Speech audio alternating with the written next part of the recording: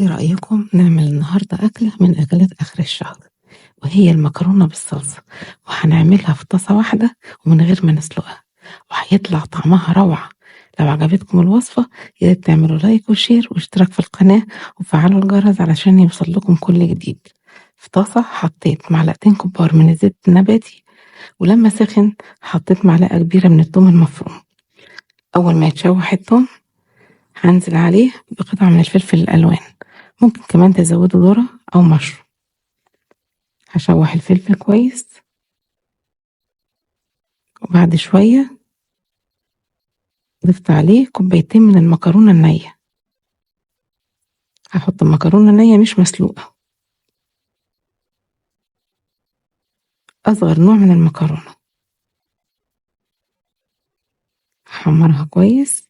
تقدروا تستخدموا المكرونة المرمرية أو أي مكرونة صغيرة متاحة عندكم، كمان تقدروا تزودوا الخضار لو كان متوفر عندكم. هشوح المكرونة كويس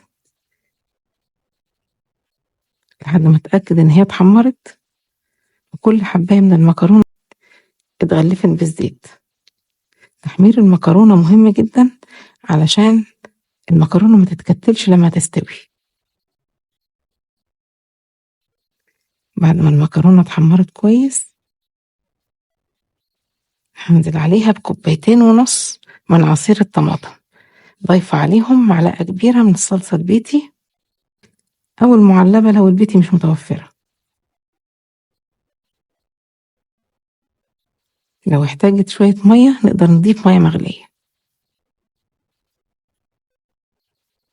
هضيف عليها معلقة صغيرة ملح ونص معلقة صغيرة من الفلفل الأسمر، وهضيف كمان ثمرة من الفلفل الحامي. مش هفتح الفلفل، بس لو عايزين المكرونة تطلع حامية افتحوا ثمرة الفلفل. هغطي على المكرونة وأخلي النار على الوسط، مش هتاخد معانا أكتر من 5 دقايق.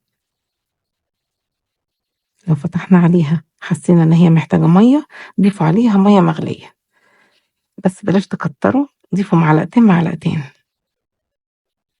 لحد ما تحسوا إن المكرونة استوت. المفروض إن المكرونة هتستوي بعد 5 دقايق، طبعا ده بيختلف حسب نوع المكرونة. المكرونة استوت بس فيها لسه صوص، أنا هطفي عليها قبل ما الصوص كله ما يتبخر.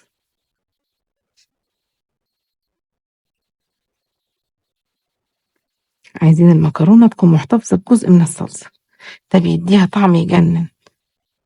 عرفت المكرونة ريحتها وطعمها يجننوا. خلصت في 5 دقايق، ما سلقناهاش، كمان استخدمنا طاسة واحدة، يعني كمان ما فيش مواعين كتير، والطعم خيال.